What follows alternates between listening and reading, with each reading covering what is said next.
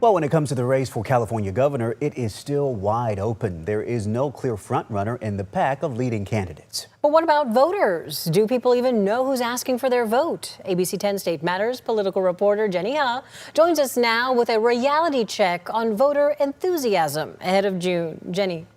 Well, right now there's very little enthusiasm. For many Californians, it still feels too early to fully engage in this race, which is why a lot of voters are saying they're still undecided on who they will support for governor.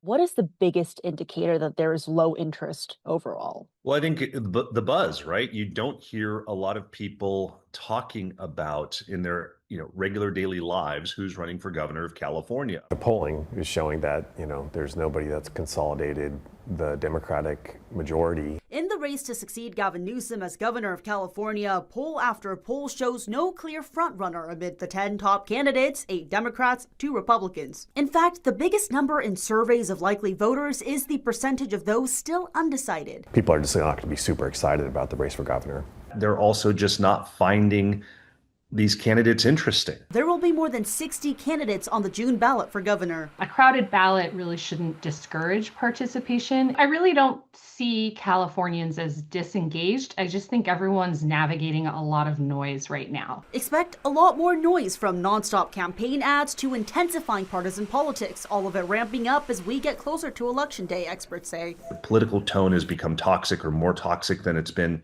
Which strategists say are all indications of likely low voter turnout, especially since it's the most partisan voters that participate in primaries anyways. I don't think the issue is trying to make people care. They do. It's just that we need to meet them where they're at and make participation in our democracy feel relevant and accessible.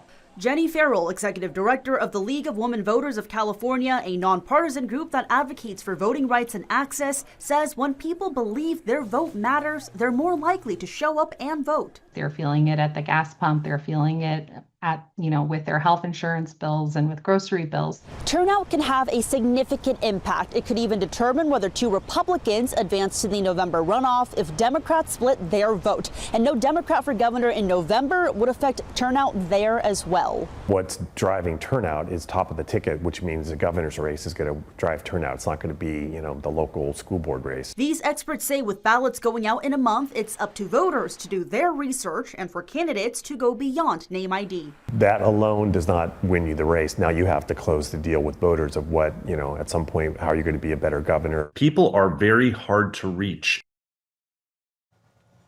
And some key primary election dates. County elections offices will start mailing ballots on May 4th. The last day to register to vote is May 18th, and the primary election is on June 2nd. Chris, Laura. All right, Jenny Ha, thank you.